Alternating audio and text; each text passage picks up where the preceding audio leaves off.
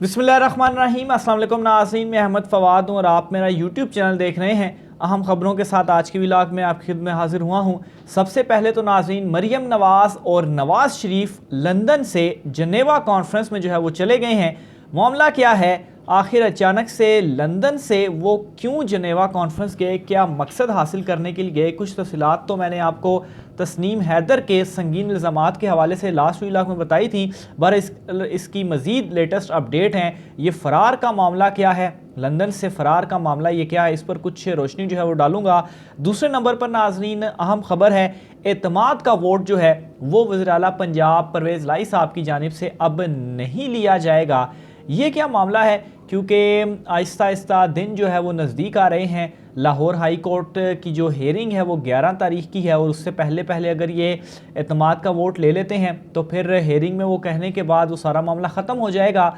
लेकिन एतमाद का वोट लेने की ज़रूरत ही नहीं है और ना ही लिया जाएगा। ये अचानक से क्या हुआ है, पंजाब की सूरत हाल पर कुछ तफसीलात आपके सामने मैं रखूँगा। और आखिर में नाज़रीन, अदालत से कप्तान के हक़ में एक बड़ा हुक्म जो है वो सामने आया है। इलेक्शन कमीशन को एक और मरतबा हसीमत, बल्कि अदालत ने अपने रिमार्क्स में ये कहा कि इलेक्शन कमीशन जो है वो इस मामले के ऊपर अब फंस रहा है। ये क्या मामला है, बड़ी इंपॉर्टेंट ये केस हुआ, इसके ऊपर भी कुछ तफसीलात हैं, वो भी आज के व्लॉग में आपके सामने रखूँगा। सबसे पहले नाज़रीन मैं आपको बताता चलूँ कि मरियम नवाज़ और नवाज़ शरीफ जो हैं वो अचानक से पहुँचे हैं जनेवा कॉन्फ्रेंस में। और इस हवाले से दावा जो है वो ये किया जा रहा है इस वक्त कि वो वहाँ पर इसलिए गए हैं क्योंकि कुछ इम्पॉर्टेंट मुलाकातें उन्होंने वहाँ पर करनी हैं। और ये जो मुलाकातें हैं वो इस हवाले से करनी है, किसी तरीके से बरतानिया के ऊपर दबाव डालकर जो मामला उनके अगेंस्ट चल रहा है अरशद शरीफ कत्ल के हवाले से बरतानिया में, उसको जो है वो ख़त्म किया जाए। क्योंकि इन्हीं के पार्टी के अहम रहनुमा जो है तस्नीम हैदर, उन्होंने मज़ीद कुछ संगीन इल्ज़ामात लगाए हैं, जिसमें उन्होंने कहा कि जिसा वीडियो जो है वो उन्होंने नासिर भट्ट के मोबाइल में देखी और कैसे इन्होंने जो है वो अरशद शरीफ के हवाले से जो ऑर्डर्स हैं वो जारी किए हैं। बहरहाल ऑलरेडी इंक्वायरी जो है वो चल रही है और इस मामले से बचने के लिए अचानक ये जो फ़रार की राह है वो इख्तियार की गई है। क्योंकि अगर पाकिस्तान को रिप्रेजेंट करना था इस जनेवा कॉन्फ्रेंस में तो शहबाज शरीफ भी कर सकते थे, हैं तो इम्पोर्टेड वज़ीर आज़म ही, और दूसरी तरफ ट्रेनी वज़ीर ख़ारजा बिलावल भुट्टो जो हैं वो भी इस मामले के ऊपर जो है वो जा सकते थे। लेकिन मरियम नवाज़ और नवाज़ शरीफ जो हैं वो इस वक्त लंदन से जा चुके हैं। दूसरे नंबर पर नाज़रीन, इमरान खान साहब की गिरफ़्तारी के हवाले से एक मरतबा फिर से चीज़ें ज़ेर गौर हैं। इससे कबल भी फ़ैसला ये किया गया था, प्लानिंग्स की गई थी कि इमरान खान साहब को गिरफ़्तार किया जाए, लेकिन मुमकिन नहीं हो सका क्योंकि रिएक्शन, पब्लिक रिएक्शन से हुकूमत जो है वो डरी हुई थी। इस वजह से हिम्मत नहीं हो पाई कि इमरान खान साहब को गिरफ़्तार किया जाए। कई मरतबा ये ख़बर भी सामने आई कि बन्नी गाला में पुलिस की जो भारी नफरी है वो पहुंच चुकी है और वो वहाँ पर पहुंची भी, लेकिन उसके बाद कोई भी जो एक्शन है वो नहीं हो सका। और इमरान खान साहब की गिरफ़्तारी क्यों ज़रूरी है, इस हवाले से भी कुछ तफसीलात मैं आपके सामने रखूं। क्यों ये इमरान खान साहब को गिरफ़्तार करना चाहते हैं, क्योंकि ये इमरान खान साहब को जब तक ये गिरफ़्तार करके साइड लाइन नहीं करेंगे, इनकी पार्टी को तोड़ना इमरान खान साहब की नामुमकिन है। और इसी प्लान के तहत ये अब सोच रहे हैं कि इमरान खान साहब को गिरफ़्तार करके इनकी पार्टी को तोड़ा जाए, ख़ास तौर पर पंजाब में इनकी पार्टी को तोड़ा जाए। और वैसे तो इनसे टूट नहीं रही, लेकिन वो कहते हैं कि हज़ारों ख्वाहिशें ऐसी कि हर ख्वाहिश पे दम निकले, तो ये भी एक ऐसी ही इनकी ख्वाहिश है जो कि अधूरी रहेगी। आसिफ जरदारी और मौलाना फजल रहमान इस मामले के ऊपर ज़्यादा ज़ोर दे रहे हैं कि गिरफ़्तारी इनकी होनी चाहिए, क्योंकि उनकी भी गिरफ़्तारी हुई थी। तो ये ऐसी ख्वाहिश है जो ये इक़्तिदार में जब ये आए थे उस वक्त भी इनकी ये ख्वाहिश थी, लेकिन अधूरी रही और अभी तक अधूरी है और आगे भी अधूरी रहेगी। क्योंकि पब्लिक का जो रिएक्शन होगा, इमरान खान को अगर गिरफ़्तार करने की कोशिश भी की गई तो वो फिर आपकी सोच है, तो उस डर की वजह से ये ऐसा इकदाम नहीं उठाएंगे। दूसरी तरफ नाज़रीन,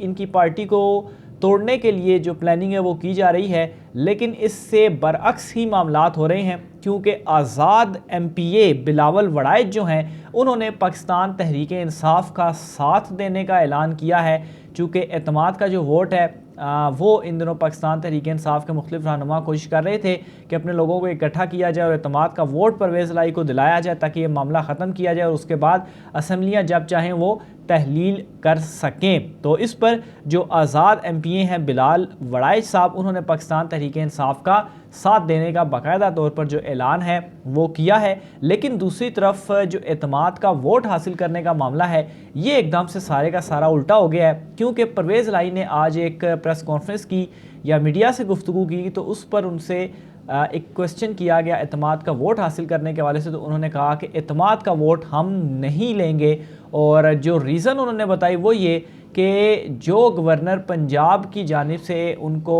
آرڈر جو ہے وہ دیا گیا تھا کہ آپ نے اعتماد کا ووٹ لینا ہے، تو وہ ان کا آرڈر ہی غیر آئینی تھا یا غیر قانونی تھا۔ تو اگر یہ غیر آئینی تھا تو ہم اس کے اوپر کیسے امپلیمنٹ کر سکتے ہیں، کیسے اس غیر آئینی آرڈر کے اوپر ہم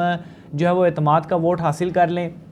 گویا کہ اگر ہم اعتماد کا ووٹ حاصل کرتے ہیں تو اس کا مطلب ہے کہ ہم اس غیر آئینی اقدام کو مان رہے ہیں، تو اس وجہ سے ہم اعتماد کا ووٹ حاصل کر رہے ہیں، تو ہم کوئی اعتماد کا ووٹ حاصل نہیں کریں گے۔ اور اس کے ساتھ ہی ناظرین ظاہر سی بات ہے جب کورٹ کی اب پروسیڈنگ ہوگی تو یہ سارے کا سارا معاملہ ایک نیا رخ اختیار کرنے جا رہا ہے کہ پہلے تو اپنا آئینی اختیار پرویز الہی نے عدالت کے سامنے سرنڈر کیا کہ وہ اسمبلیاں جو ہے وہ تحلیل نہیں کریں گے 11 تاریخ تک، اور پھر اس کے بعد جو ہے وہ دیکھیں گے۔ تو اب یہ نیکسٹ جو ہیئرنگ ہوگی اس میں اگر وہ اس آرڈر کو ہی چیلنج کرتے ہیں گورنر پنجاب کے کہ یہی وہ جاری نہیں کر سکتے، یہ غیر آئینی ہے، تو پھر یہ سارے کا سارا معاملہ ایک نئے رخ کی طرف چلا جائے گا، اور جو اعتماد کا ووٹ ہے وہ وہیں پر ہی کھڑا ہوا ہے۔ اور اگر اس سے پہلے یہ اعتماد کا ووٹ حاصل کر لیتے ہیں اور 11 کو پروسیڈنگ ہوتی ہے تو اس میں یہ کہہ سکتے ہیں عدالت کو کہ دیکھیں اعتماد کا ووٹ ہم نے حاصل کر لیا ہے جو کہ گورنر پنجاب نے کہا تھا، تو اب جو ہے وہ آگے چلیں اور معاملے کو ختم کریں، اور پھر اس کے بعد جب چاہیں پاکستان تحریک انصاف اسمبلیاں توڑ سکتی ہے۔ لیکن پرویز الہی جو کہ آلریڈی اس بات کے اوپر راضی نہیں تھے اور کافی گھمانے پھرانے کی کوششیں، بلکہ کیا وہ کامیاب بھی ہوئے اپنی کوششوں میں، اور ایک مرتبہ پھر سے معاملے کو انہوں نے الجھا دیا ہے۔ دوسری طرف وہ یہ بھی کہہ رہے ہیں کہ عمران خان صاحب جیسا لیڈر کوئی نہیں، یہاں تک بھی کہ انہوں نے کہہ دیا کہ قائد اعظم کے بعد اگر کوئی لیڈر آیا ہے تو وہ عمران خان صاحب ہی جو ہیں وہ آئے ہیں، لیکن دو طرفہ جو گیم ہے وہ ان کی جانب سے اس وقت جاری ہے۔ ظاہر سی بات ہے عمران خان صاحب تمام تر چیزوں کو انڈرسٹینڈ کر رہے ہیں، اور میرا نہیں خیال کہ عمران خان صاحب کو نیکسٹ الیکشن میں خاص طور پر ان کو اپنے ساتھ رکھنا چاہیے۔ اور ساتھ ہی ساتھ پرویز الہی نے یہ بھی آج کہا کہ پاکستان تحریک انصاف کے ساتھ جو 25 تاریخ کو ہوا، جس طرح سے ان کے کارکنان کے ساتھ کیا گیا، تو آپ کو جو ہے وہ ایسا نہیں کرنا چاہیے۔ گویا کہ وہ انڈائریکٹلی پیغام بھی پہنچا رہے ہیں کہ حکومت کو ہم نہیں گرانا چاہتے۔ اس کے علاوہ ایک اور اہم خبر ہے، اور خبر عدالت سے ہے۔ معاملہ اس طریقے سے ہے کہ عمران خان صاحب کے اگینسٹ جو ایک نوٹیفیکیشن تھا، نوٹس جو ان کو جاری کیا تھا الیکشن کمیشن نے، اس کی درخواست عمران خان صاحب نے لاہور ہائی کورٹ میں دائر کی تھی۔ تو اس میں ہوا یہ کہ لاہور ہائی کورٹ نے الیکشن کمیشن آف پاکستان کو پاکستان تحریک انصاف کے چیئرمین عمران خان کے خلاف کسی بھی قسم کی کارروائی سے روک دیا ہے۔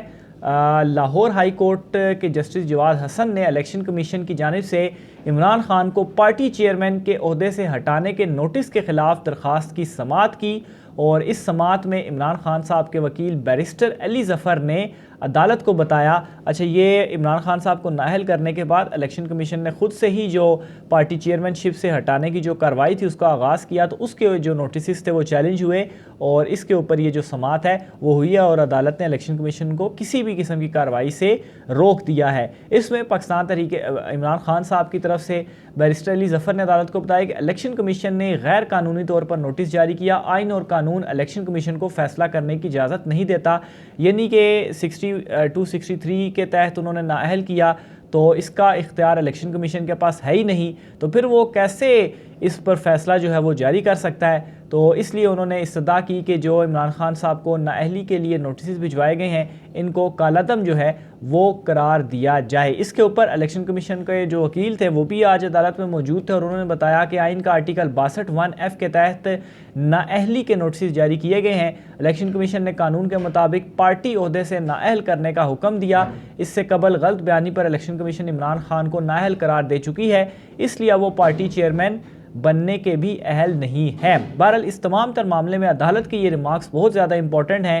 کہ عدالت نے اس میں یہ قرار دیا کہ اگر آئین میں ایک بات نہیں تو اس پر قانون کیسے بن سکتا ہے، اس پر تو الیکشن کمیشن پھنستا ہے کہ اس نے قانون کا استعمال کیسے کیا۔ تو بہرحال اس پہ عدالت نے دلائل سنے اور پھر اس کے بعد الیکشن کمیشن کو کسی بھی تعدیبی کارروائی سے روکتے ہوئے الیکشن کمیشن کو 11 جنوری کے لیے نوٹس جاری کرتے ہوئے جواب مانگا ہے، پلس معاونت کے لیے اٹارنی جنرل کو بھی طلب کر لیا ہے۔ اس میں مزید جو ڈیٹیل ہوں گی وہ بھی آپ کے ساتھ میں شیئر کرتا رہوں گا۔ رائے کا اظہار کمنٹ باکس میں کیجیے گا۔ آج کے ولاگ سے اتنا ہی، مجھے اجازت دیجیے، اللہ حافظ۔